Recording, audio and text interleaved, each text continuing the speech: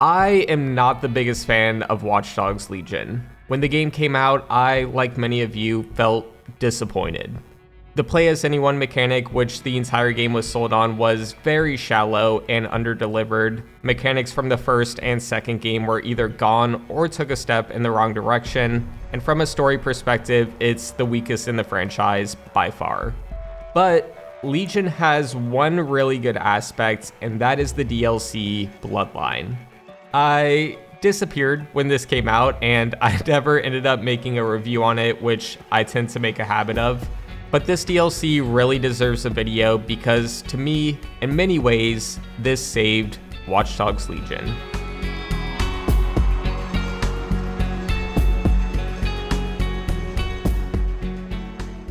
Aiden Pierce.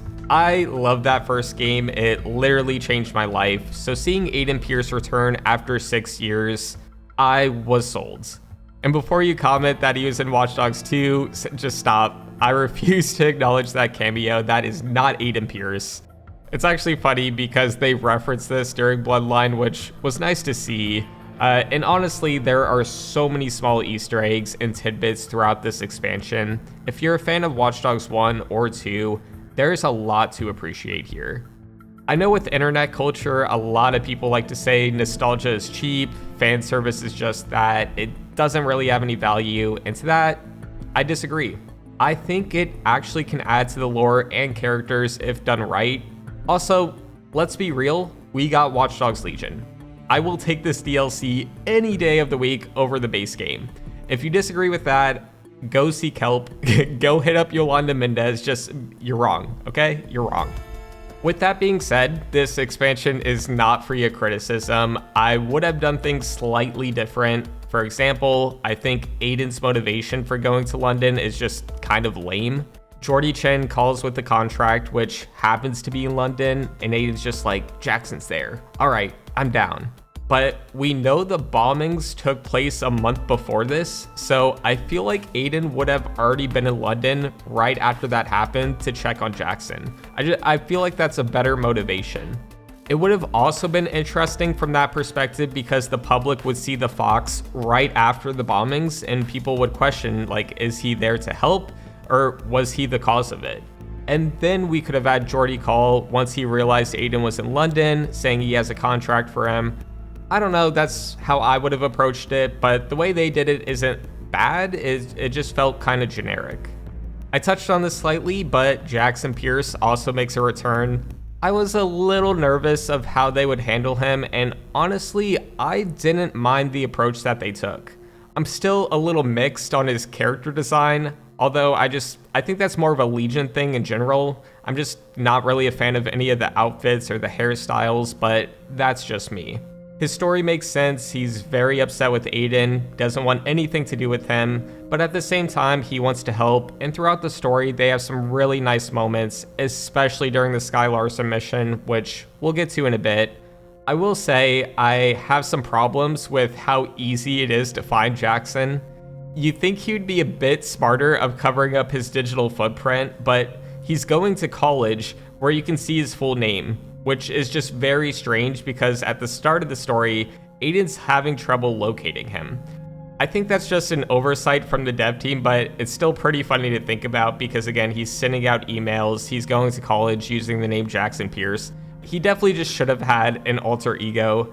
I feel like that just would have helped cover up his tracks a little bit more, but it is what it is. Bloodline also sees the return of Wrench. If you liked Wrench in the second game, you get more of that here, but with some great background of what he's been up to. We find out he got divorced, he left DedSec, and he's just been sort of a bad friend to Marcus. Like, Wrench has all these voicemails for Marcus that go back months and months, and he's constantly listening to them, but he never reaches back out. That's super strange because they had a really good relationship, but hey, he was going through some shit, so I'll accept it. I will say though, the side mission where you record new footage for the new Devin Von Devin movie was fantastic. Hearing Marcus and Wrench interact with each other was so well done, and honestly, it made me want to replay Watch Dogs 2. You have to keep in mind, the team that made this DLC was not the same as Watch Dogs 1 or 2 developers. So they really did a great job just nailing down some of these characters. And also a shout out to all the voice actors that reprised their roles. They really didn't miss a beat, from Aiden to Marcus to Wrench to Jordy Chen.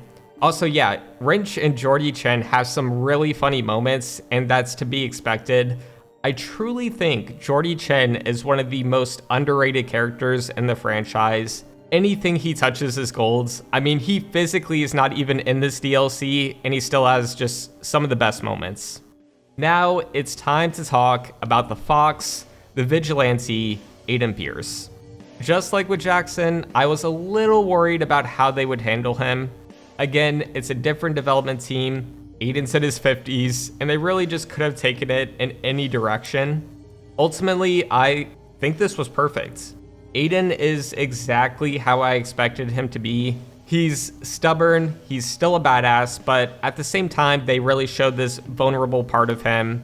He almost dies, goes into a coma, and then we get a look into his mind, which, let's just talk about it now. To no surprise, Aiden still hasn't moved on from Lena's death, and he feels guilty for it. Constantly replaying that moment over and over again, he just doesn't want to live anymore, and literally builds his own grave. I love the fact that you play as Jackson through these sequences because Jackson has moved on, but at the same time, he now has to relive his sister dying, and Aiden's mind is just playing tricks on him. There's just so many cool references, like seeing the house that they lived in from the first game, constantly seeing the rabbit, which was Lena's, seeing Nikki again. I will say a very big missed opportunity though is they didn't show Clara's death during the second sequence. There's just a lot of blood and dead bodies, and then Maurice? Like, am I crazy? I just feel like Aiden would have felt like he was responsible for Clara's death and would be reliving that moment over and over in his head as well. Also, just taking a step back, technically you didn't have to kill Maurice in the first game. So now that's canon, which in a way just kind of ruins that moment from the first game. I don't know, it's just a weird decision that I feel slightly takes away from this whole sequence, and even a little bit from the first game. But overall, truly, this mission was so much fun. It's super unique, and just added more depth to Jackson and Aiden. And similar to the Devin Von Devin side mission, this just makes me want to play that first game again, so props to Ubisoft there.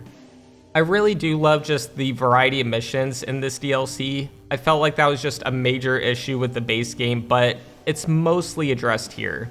Not to say every mission is unique or over the top, they definitely reuse some places and objectives, but overall it didn't feel like a chore to play through, or not that repetitive, at least to me. In this DLC, you also get some brand new weapons. Aiden has this pistol, which if you reload at a specific time, it deals more damage. His takedowns are very similar to that of Watch Dogs 1, which I love. Wrench has a few non-lethal weapons and his hammer. His drone is also geared up with some weapons, which are definitely fun to use during missions and the open worlds. I will say this new Spider-Bot drone is a bit OP. I love it, but like, for example, you don't have to set foot in submission areas, which is cool, but you can beat some of these side missions in like 5 seconds because of it. But ultimately, you don't have to beat a mission using this. I was just curious and it happened to work, so I thought I would point it out.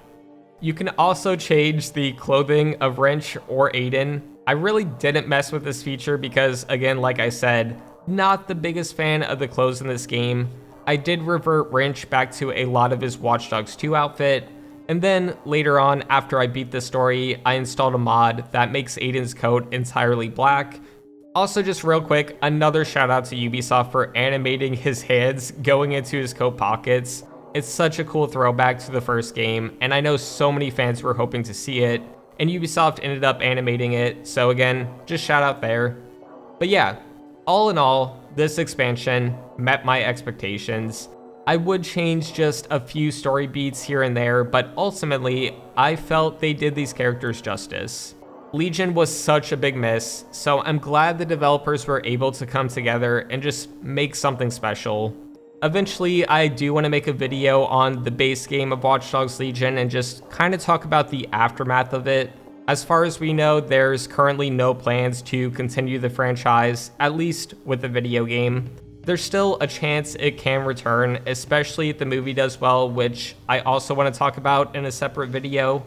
But yeah, for now, if you made it this far, thank you guys so much for watching.